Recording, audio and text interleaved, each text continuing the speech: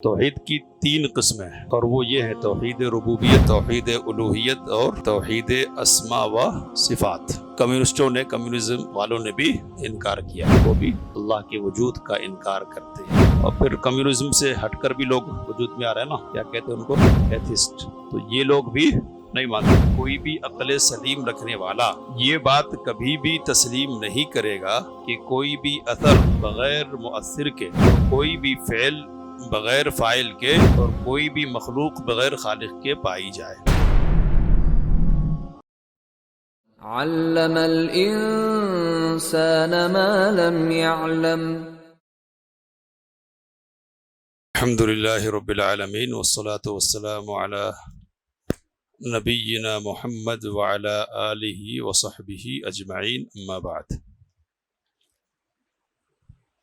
کہاں سے پڑھنا ہے؟ توحید کی قسمیں۔ توحید کی تعریف، فضیلت سے متعلق باتیں پڑھ چکے آپ۔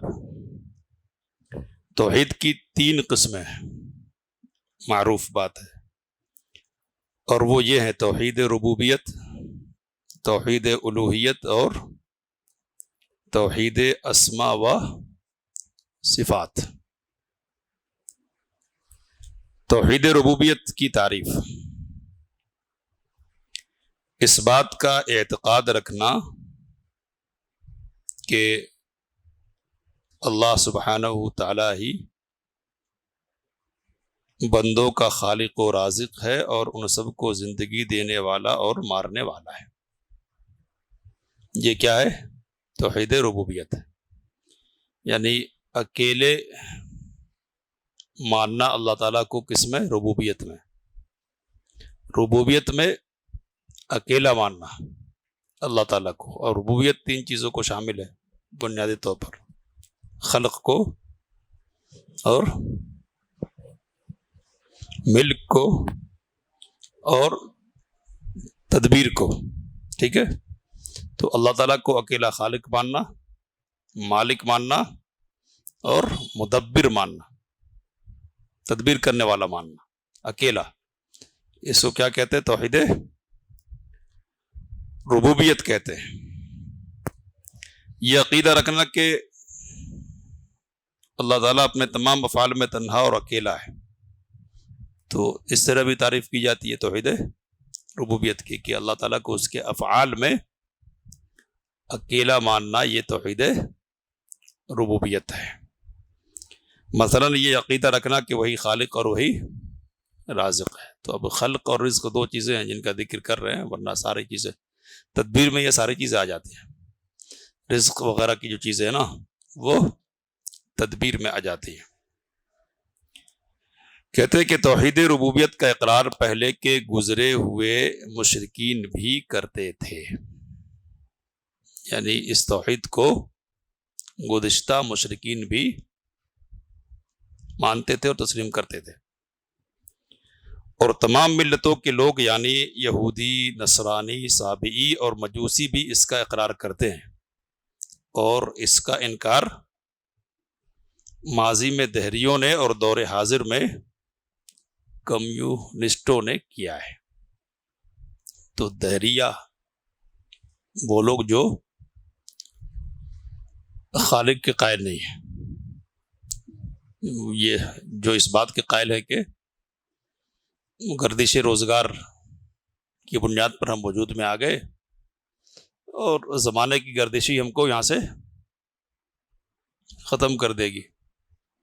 وما یہلکنا الا الدہر، ہم کو زمانہ ہی مٹاتا ہے۔ تو زمانہ ہمارا خالق ہے، اور زمانہ ہی ہم کو ختم کر دینے والا ہے۔ تو چونکہ خلق کی نسبت اور مارنے کی نسبت وہ زمانے کی طرف کرتے ہیں، زمانے کو عربی میں کیا کہتے ہیں؟ دہر کہتے ہیں۔ تو اس لیے ایسے لوگوں کو کیا کہا جاتا ہے؟ دہریہ، یعنی زمانے کو خالق اور مارنے والا ماننا۔ ٹھیک ہے؟ تو گزشتہ زمانوں میں جو لوگ خالق کے قائل نہیں تھے، دہری تھے، وہ ان توحید ربوبیت کو نہیں مانتے. ظاہر سی بات ہے کہ رب کو ہی نہیں ماننا ہے تو پھر ربوبیت کو ماننے کا کیا مطلب؟ اللہ کے وجود ہی کے قائل نہیں تھے وہ، تو ربوبیت کو تسلیم کرنے کا کیا مطلب ہے نا. اس زمانے میں کمیونسٹوں نے، کمیونزم والوں نے بھی انکار کیا ہے، وہ بھی اللہ کے وجود کا انکار کرتے ہیں. اور جب وجود ہی نہیں مانتے تو پھر ربوبیت کیوں مانیں گے؟ تو یہ اس زمانے کے دہری ہیں، نئے زمانے کے دہری ہیں. اور پھر کمیونزم سے ہٹ کر بھی لوگ وجود میں آ رہے ہیں نا، کیا کہتے ہیں ان کو؟ ایتھسٹ. تو یہ لوگ بھی نہیں مانتے. باقی جو لوگ عبادت کے قائل ہیں، عبادت کے قائل، عبادت کرتے ہیں نا دوسروں کی صحیح، تو وہ لوگ ربوبیت کو تسلیم کرتے رہے. سمجھ رہے؟ یعنی یہ مانتے رہے کہ خالق مالک وغیرہ کون ہے؟ اصل میں اللہ تعالیٰ ہے. ان کا شرک ربوبیت کے سلسلے میں نہیں تھا بلکہ الوہیت کے باب میں تھا. یہ اور بات ہے کہ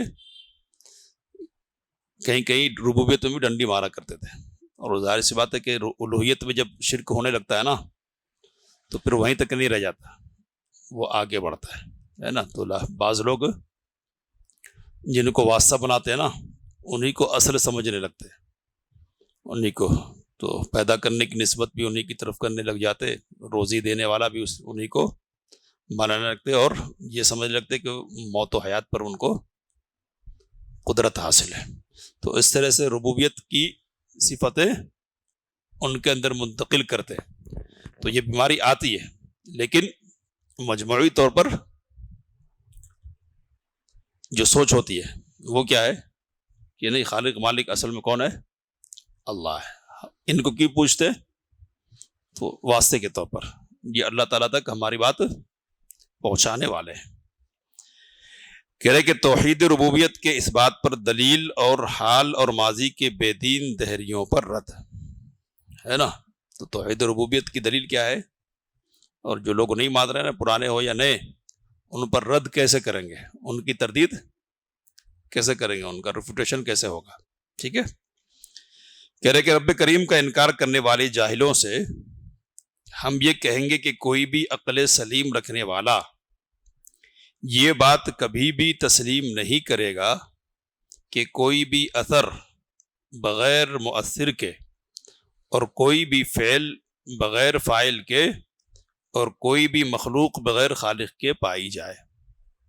اگر آدمی کی عقل سالم ہے، صحت مند ہے عقل، تو وہ اس بات کو ہرگز تسلیم نہیں کر سکتا کہ ایک اثر ظاہر ہو اور اس اثر کو ظاہر کرنے والا نہ ہو، ہے نا. تو چوٹ لگے اور چوٹ لگانے والا نہ ہو، رونے والا رونا آئے اور رلانے والا نہیں ہو، ایسا نہیں ہو سکتا، ہے نا. تو اثر ہے اور مؤثر نہیں، یہ نہیں ہو سکتا. جس چیز سے اثر پیدا ہو رہا نا اس کا ہونا کیا ہے؟ لازمی ہے، اسی کو مؤثر کہہ رہا ہے. ٹھیک ہے. اور فعل کے بغیر فاعل کے، یعنی کام تو وجود میں آئے لیکن کوئی کرنے والا نہیں ہو، ایسا نہیں ہو سکتا. اسی طرح کوئی مخلوق وجود میں آئے اور اس کو وجود میں لانے والا خالق نہ ہو، اس کو عقل تسلیم نہیں کرے گی. کہہ رہے کہ اس بات پر کسی کو اختلاف نہیں کہ جب تم ایک سوئی پر نظر ڈالو، سوئی، تو فوراً تمہیں یقین ہو جائے گا کہ اس کا صانع یعنی بنانے والا ضرور کوئی ہے. ایک سوئی کو بھی دیکھتے ہو نا تو فوری طور پر ذہن میں کیا بات آتی ہے کہ اس سوئی کو بنانے والا کوئی ہے. تو بھلا بتاؤ کہ یہ عظیم کائنات جو عقل و دماغ کو حیرت و استعجاب میں ڈالی ہوئی ہیں، کیا خود بخود بغیر کسی موجد کے وجود میں آ جائے گی؟ تو ایک معمولی سوئی تو بغیر بنانے والے کے نہیں وجود میں آتی ہے، اور اتنی بڑی کائنات ہے جس میں عجائب ہیں، غرائب ہیں، اور عقلوں کو پریشان کر دینے والی چیزیں ہیں، سوچنے پر مجبور کر دینے والی چیزیں ہیں. تو عجیب و غریب چیزوں کا وجود رکھنے والی کائنات بغیر کسی بنانے والے کے وجود میں آ جائے گی، کیا اس کو عقل تسلیم کر سکتی ہے؟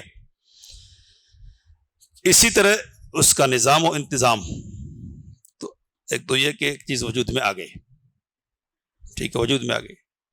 مثال کے طور پر ہمارے سامنے کیمرہ ہے، تو کیمرہ وجود میں ہے، ہم یہ تسلیم کریں گے کہ اس کا کوئی بنانے والا ہے، یہ بنا کے چھوڑ دینا ایک ہے، اور ایک ہے کہ اس کو استعمال کرنا.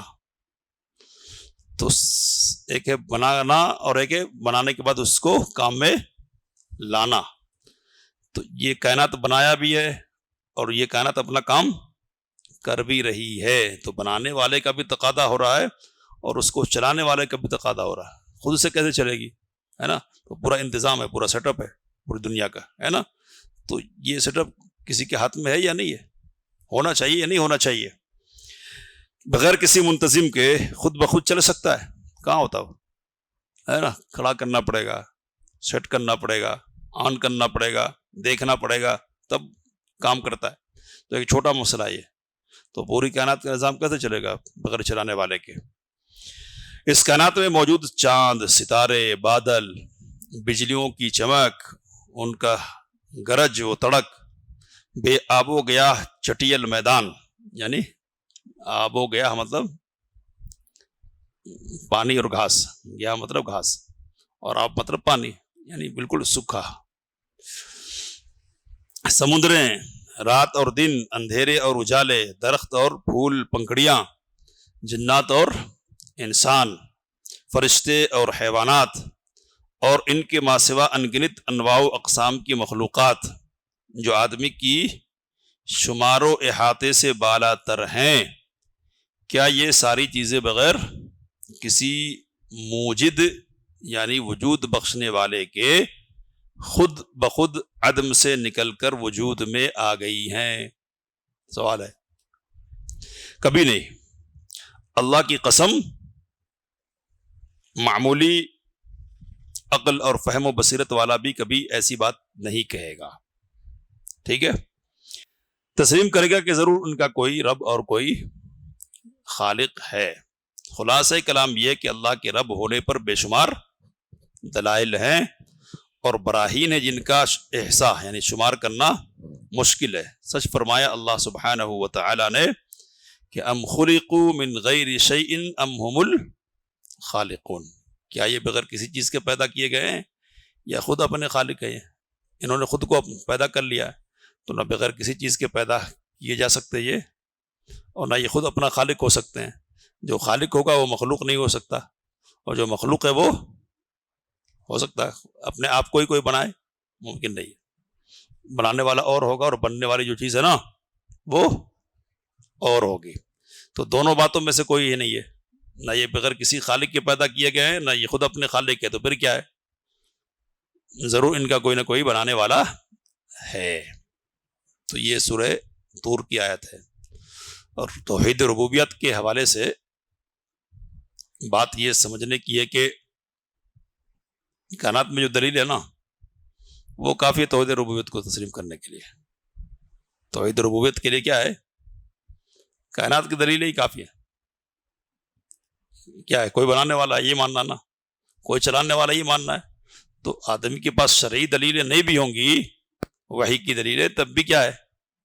اس کے پاس اتنی عقل ہے کہ اس کی رہنمائی ہو جائے اس حد تک کہ اس کائنات کا کوئی نہ کوئی بنانے والا ہے، اور وہ بنانے والا ایک ہی ہے. نظام اور انتظام کو دیکھنے کے بعد فیصلہ یہ.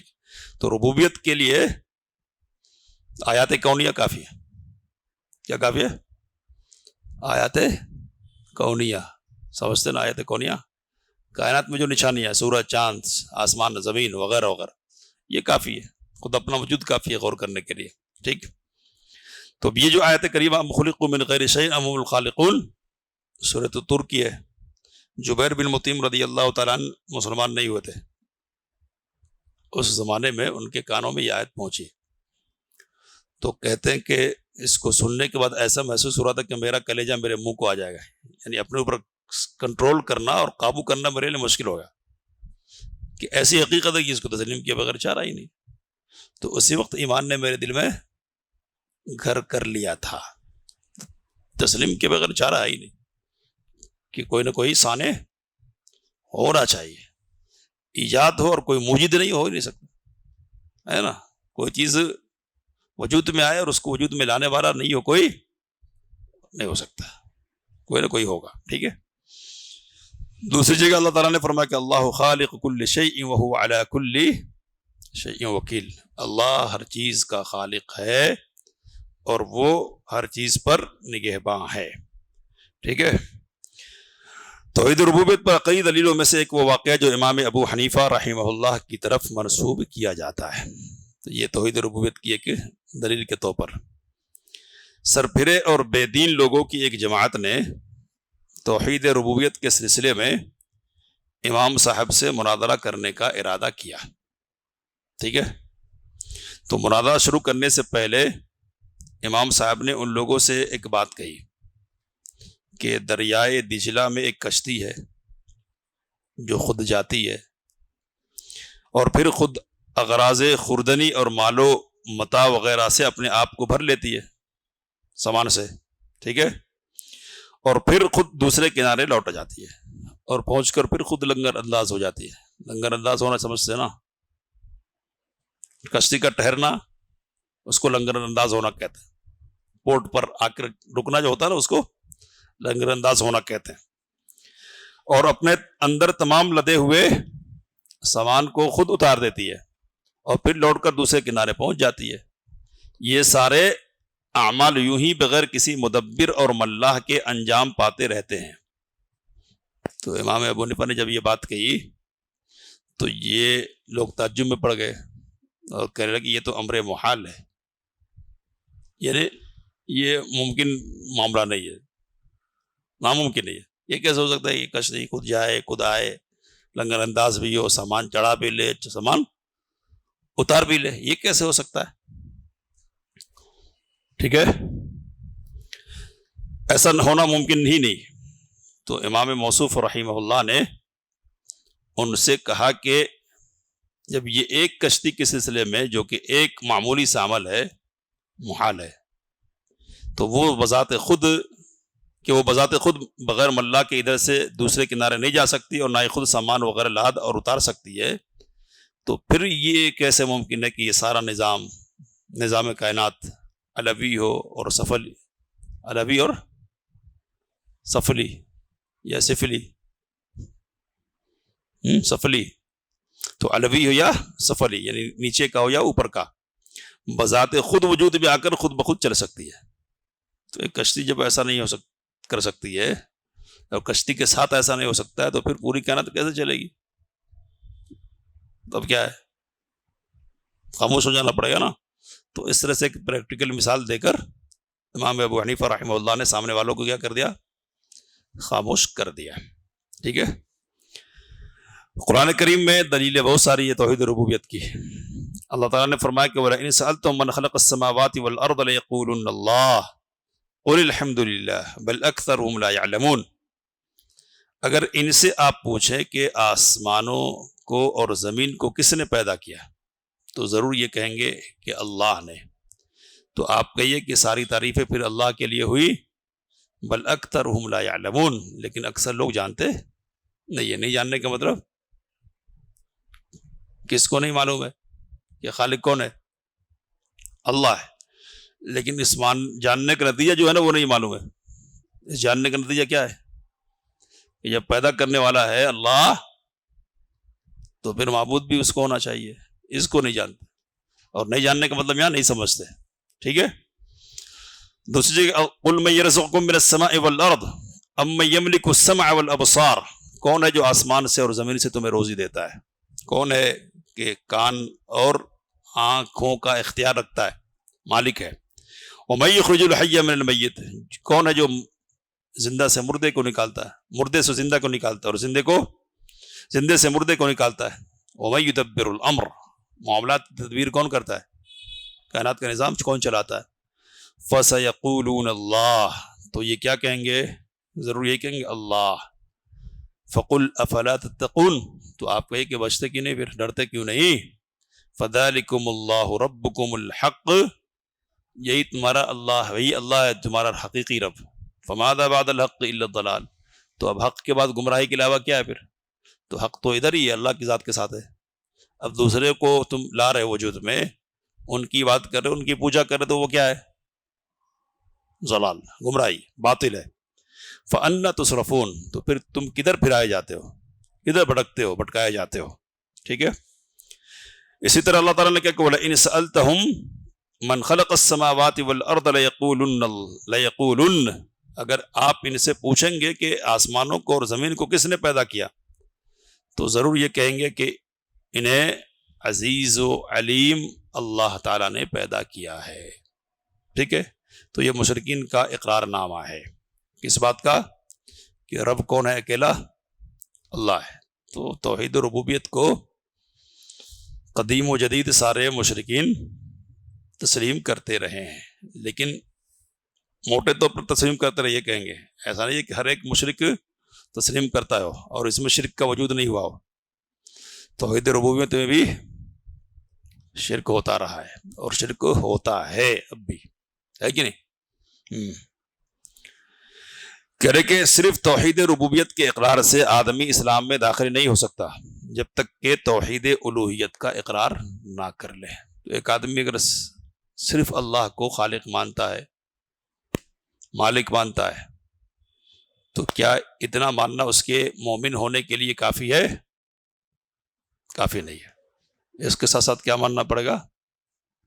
توحید الوہیت کو ماننا پڑے گا، یعنی جس طرح رب ایک اسی طرح معبود بھی ایک، سمجھ رہے نا؟ تو صرف رب اکیلا مان لینے سے بات نہیں بنے گی، اکیلا معبود بھی ماننا پڑے گا۔ ٹھیک ہے، جیسے کرنے والا اکیلا ہے اسی طرح کرانے والا بھی اکیلا ہے۔ عبادت بھی صرف اسی کی ہونی چاہیے۔ تو اس کو کیا کہتے ہیں؟ توحید الوہیت کہتے ہیں۔ کہہ رہے کہ توحید الوہیت کو توحید عبادت بھی کہتے ہیں، اور وہ یہ ہے کہ صرف اور صرف اللہ تعالیٰ کو مستحق عبادت سمجھتے ہوئے خالص اسی کی عبادت کی جائے، کیونکہ وہی اکیلا عبادت کے لائق اور مستحق ہے، اس کے علاوہ کوئی دوسرا نہیں، خواہ اس کا مرتبہ اور اس کی شان کتنی ہی بلند کیوں نہ ہو۔ ٹھیک ہے، کوئی کتنا اونچا ہو، رب نہیں ہے وہ، اور رب نہیں ہے تو پھر معبود بھی نہیں ہے۔ اور یہی توحید الوہیت ہے جس کو تمام انبیاء اور رسول اپنی اپنی قوم کے پاس لے کر آئے، اور انہوں نے توحید ربوبیت جس کا ان کی قومیں اعتقاد رکھتی تھی کو برقرار رکھتے ہوئے توحید الوہیت کی دعوت دی، کیونکہ یہی وہ توحید ہے جس کو لے کر انبیاء اور ان کی قوموں کے درمیان نزاع اور جھگڑا تھا۔ تو گڑبڑی جہاں ہو لڑائی ہوگی نا۔ توحید ربوبیت کو مان دیتے وہ، تو نہ سمجھانے کی ضرورت تھی، اور جب سمجھانے کی ضرورت نہیں تھی تو پھر سامنے والوں کی طرف سے مخالفت کا بھی مسئلہ نہیں تھا، ہے نا؟ مخالفت کی بات کہاں ہوگی؟ یہاں روکیں گے، یہاں روکنا ہی نہیں ہے، وہاں مخالفت کہاں ہوگی؟ تو اس لیے جھگڑا ہمیشہ کس مسئلے پہ ہوا ہے؟ توحید الوہیت کے مسئلے پر۔ ٹھیک ہے، جیسا کہ اللہ تعالیٰ نے قرآن مجید میں اس کی خبر دی ہے۔ اللہ تعالیٰ نوح علیہ السلام کے بارے میں خبر دیتے ہوئے فرماتا وَلَقَدْ أَرْسَلْنَا نُوحًا إِلَىٰ قَوْمِ إِنِّي لَكُمْ نَذِيرٌ مُّبِينٌ أَلَّا تَعْبُدُوا إِلَّا اللَّهَ إِنِّي أَخَافُ عَلَيْكُمْ عَذَابَ يَوْمٍ أَلِيمٍ۔ تو اللہ تعبدوا الا اللہ، یہ دعوت دے رہے، یہ نہیں کہہ رہے کہ تمہارا رب اللہ ایک ہے، یہ نہیں کہہ رہے، کیا کہہ رہے؟ تمہارا معبود ایک ہے، صرف ایک اللہ کی عبادت کرو۔ ہود علیہ السلام کے بارے میں فرمایا وَإِلَىٰ عَادٍ أَخَاهُمْ هُودًا، اور عاد کی طرف، قوم عاد کی طرف ہم نے ان کے بھائی ہود علیہ السلام کو بھیجا۔ قَالَ يَا قَوْمِ اعْبُدُوا اللَّهَ مَا لَكُم مِّنْ إِلَٰهٍ غَيْرُهُ، اے میری قوم کے لوگوں اللہ کی عبادت کرو، تمہارا کوئی معبود نہیں ہے اس کے علاوہ۔ ان انتم الا مفترون، تم کیا کرتے ہو؟ جھوٹ گڑتے ہو، بہتان باندھتے ہو، اپنی طرف سے معبود بنا لیتے ہو، کوئی معبود ہے نہیں۔ صالح علیہ السلام سے کہا کہ وَإِلَىٰ ثَمُودَ أَخَاهُمْ صَالِحًا قَالَ يَا قَوْمِ اعْبُدُوا اللَّهَ مَا لَكُم مِّنْ إِلَٰهٍ غَيْرُهُ، وہی بات ہے۔ اور فرعون کے ساتھ موسیٰ علیہ السلام کے بحث و مباحثہ کا نقشہ کھینچتے ہوئے اللہ تعالیٰ نے خبر دی، قال فرعون وما رب العالمین قال رب السماوات والارض وما بینہما ان کنتم مقرین، کون ہے رب؟ تو کہ آسمان و زمین کا جو رب ہے نا وہی ہے، اگر تم یقین کرو۔ تو یہاں کیا ہے، کیا ہے یہاں؟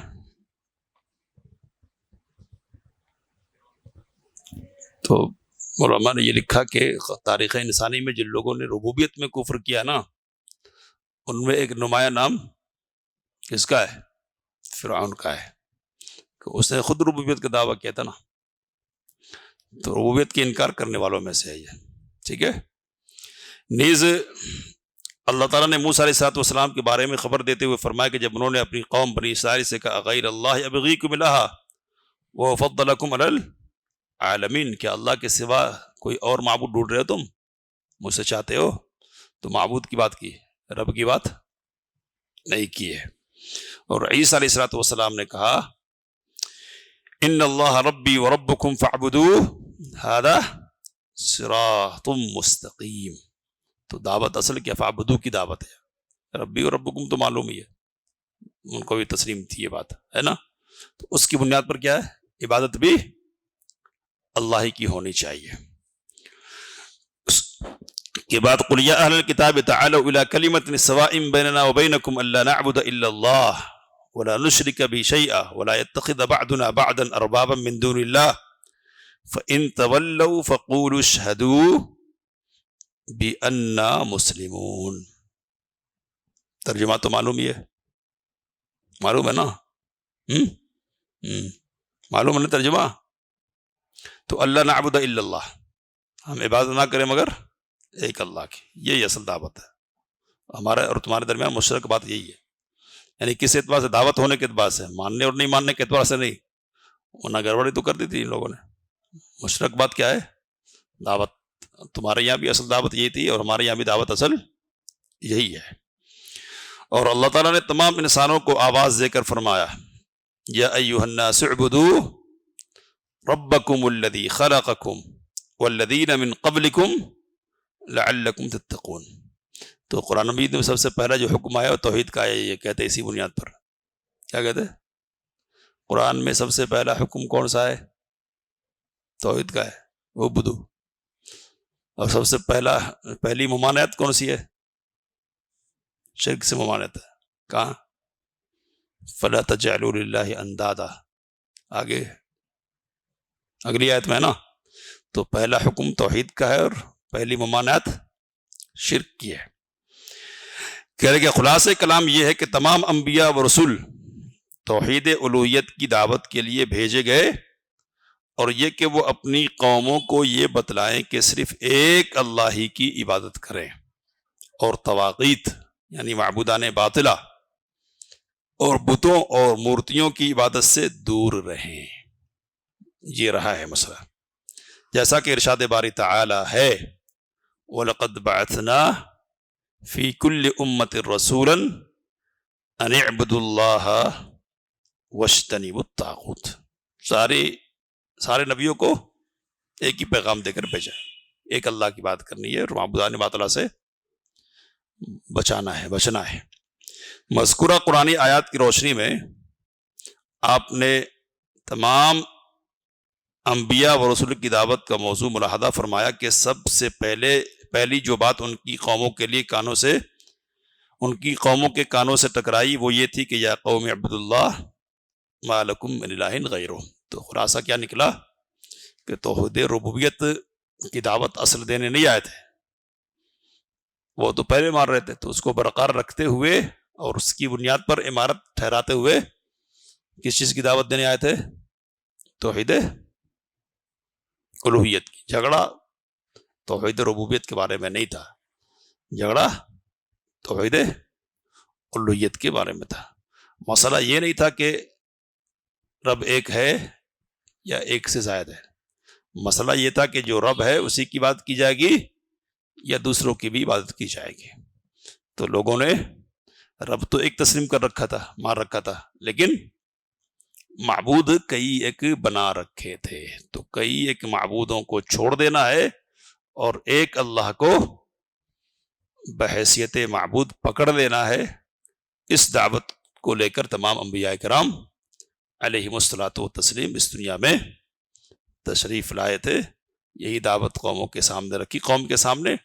اسی کی بنیاد پر ٹکراؤ کی صورت پیدا ہوئی، جنگیں ہوئی، قتل و قتال کے معاملات پیش آئے، اور اسی کی بنیاد پر جنت اور جہنم کا فیصلہ ہوا. ٹھیک ہے، تو اتنا کافی ہے. یہ اب عبادت کی قسمیں ہیں.